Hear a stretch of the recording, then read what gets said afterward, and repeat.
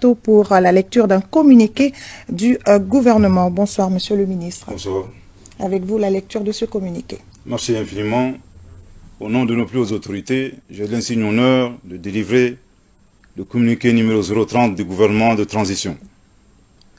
Le gouvernement de la République du Mali informe l'opinion nationale et internationale qu'à l'issue des travaux de la 7e session ordinaire de la conférence des chefs d'État et des pays membres du G5 Sahel, tenue le 15 février 2021 en Djamena, les chefs d'État avaient convenu de tenir la 8e session ordinaire à Bamako en février 2022. Conformément à la pratique établie, cette session devrait ainsi consacrer le début de la présidence malienne du G5 Sahel. Cependant, près d'un trimestre après le terme indiqué, la dite session de la conférence des chefs d'État des pays membres du G5 Sahel ne s'est toujours pas tenue. En dépit des multiples initiatives prises par le Mali dans ce sens auprès des instances du G5 Sahel pour y attirer leur attention. Dans sa dernière correspondance, en date du 22 avril 2022, adressée à son Excellence le général Mahamat Idriss Déby Itno, président du Conseil militaire de transition, président de la République du Tchad et président en exercice du G5 Sahel, notre président, le président de la transition, chef de l'État du Mali, son Excellence le colonel Assimi Goïta, avait prévenu qu'en l'absence de progrès substantiels sur la question, d'ici le 15 mai 2022, c'est-à-dire aujourd'hui, la République du Mali se verra dans l'obligation de suspendre sa participation aux organes du G5 Sahel, y compris la force conjointe.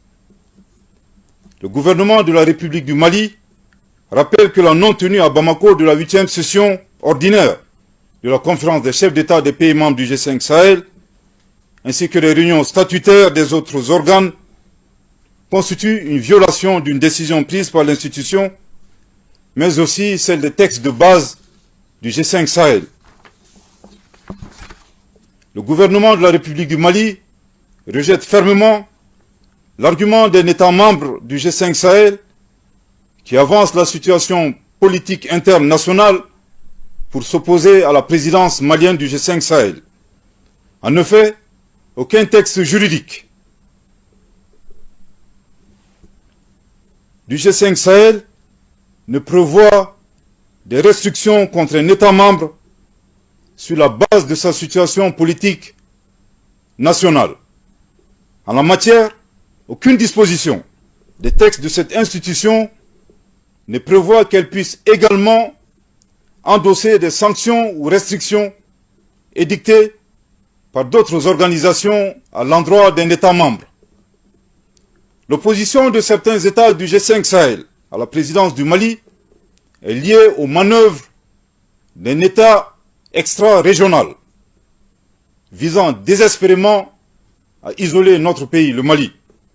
Et de cette situation, le gouvernement de la République du Mali en déduit une perte d'autonomie, une instrumentalisation et un dysfonctionnement grave des organes du G5 Sahel, notamment la conférence des chefs d'État et le secrétariat exécutif, dont le programme de travail annuel et le budget 2022 ne sont toujours pas adoptés par le Conseil des ministres de l'institution.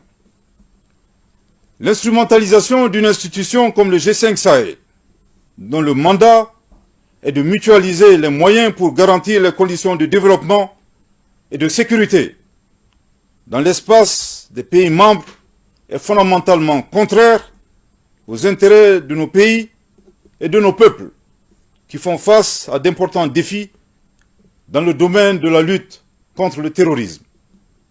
En conséquence, le gouvernement de la République du Mali décide de se retirer de tous les organes et instances du G5 Sahel, y compris la force conjointe. Je répète, l'instrumentalisation d'une institution comme le G5 Sahel, dont le mandat est de mutualiser les moyens pour garantir les conditions de développement et de sécurité dans l'espace des pays membres, est fondamentalement contraire aux intérêts de nos pays et de nos peuples qui font face à d'importants défis dans le domaine de la lutte contre le terrorisme. En conséquence, le gouvernement de la République du Mali décide de se retirer de tous les organes et instances du G5 Sahel, y compris la force conjointe. Je répète pour une dernière fois. L'instrumentalisation d'une institution comme le G5 Sahel, dont le mandat est de mutualiser les moyens pour garantir les conditions de développement et de sécurité dans l'espace des pays membres, est fondamentalement contraire aux intérêts de nos pays et de nos peuples qui font face à d'importants défis dans le domaine de la lutte contre le terrorisme. En conséquence, le gouvernement de la République du Mali décide de se retirer de tous les organes et instances du G5 Sahel, y compris la force conjointe. Cette décision sera notifiée aux États membres de l'organisation conformément à la procédure prévue en la matière. Le gouvernement de la République du Mali réaffirme son engagement constant en faveur de l'intégration et de la coopération régionale pour la réalisation d'objectifs qui servent les intérêts majeurs des peuples africains. Que Dieu bénisse le Mali, fait à Bamako le 15 mai 2022. Merci de votre très aimable attention.